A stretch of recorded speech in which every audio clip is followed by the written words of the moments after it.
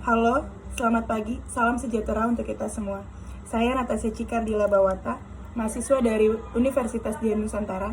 Saya ingin menjawab pertanyaan UTS dari dosen saya. Pertanyaan yang pertama, ilmu komunikasi adalah salah satu cabang ilmu pengetahuan sosial yang bersifat multidisipliner. Mengapa disebut begitu? Mari kita bahas.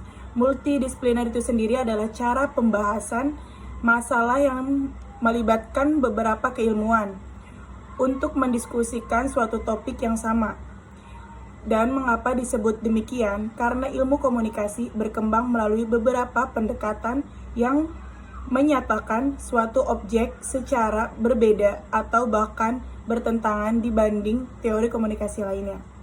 Yang nomor 2, menurut Dennis McQueen, secara umum kegiatan atau proses komunikasi dalam masyarakat berlangsung dalam 6 tingkatan. 6 tingkatannya itu apaan sih? Yang pertama, komunikasi antar pribadi, intrapribadi maksudnya. Yang kedua, antar pribadi. Yang ketiga, komunikasi dalam kelompok. Keempat, komunikasi antar kelompok. Kelima, komunikasi organisasi. Yang keenam, komunikasi dengan masyarakat luas. Pertanyaan nomor 3, menjelaskan model komunikasi dan contohnya. Yang pertama, model komunikasi sendiri adalah gambaran sederhana dari proses komunikasi yang memperlihatkan antara satu komponen dengan komponen lainnya.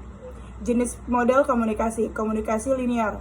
Model ini sangat sederhana dan menggambarkan komunikasi berlangsung secara satu arah dan bersifat langsung dari pengirim pesan dan penerima pesan. Contohnya mendengar radio atau tulisan di media. Yang kedua, komunikasi transaksional. Model ini menekankan pada pentingnya peran pengirim pesan dan penerima pesan dalam proses komunikasi yang berlangsung dua arah. Model ini mengaitkan komunikasi dengan konteks sosial, konteks hubungan, dan konteks budaya.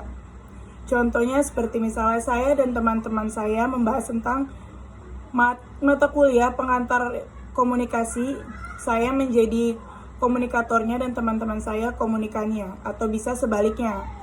Yang ketiga, komunikasi interaksi adalah komunikasi yang menggambarkan komunikasi berlangsung dua arah. Umumnya kalau model ini tuh digunakan di media baru teman-teman, kayak misalnya internet atau komunikasi modern. Contohnya seorang dosen memberi materi kepada mahasiswanya, kemudian si mahasiswa bertanya dan dosennya pun menjawab pertanyaan tersebut. Ini misalnya di Zoom ya, di Zoom atau secara langsung.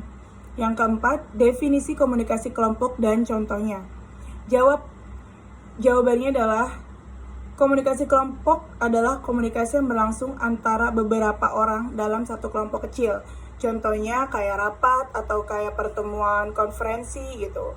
Yang nomor 5 terakhir, dalam komunikasi terdapat beberapa komponen yang terlibat. Sebutkan komponen-komponen itu dan jelaskan. Ada 6 komponen. Yang pertama, komunikator adalah orang yang menyampaikan pesan atau maksud dan tujuan kepada si komunikan. Yang kedua, komunikan adalah orang yang menerima pesan dan dari si komunikator. Yang ketiga, media itu alat penghubung atau sarana dalam penyampaian pesan dan komunikasi. Yang keempat, feedback adalah umpan balik atau respon dari komunikan. Yang keenam adalah efek.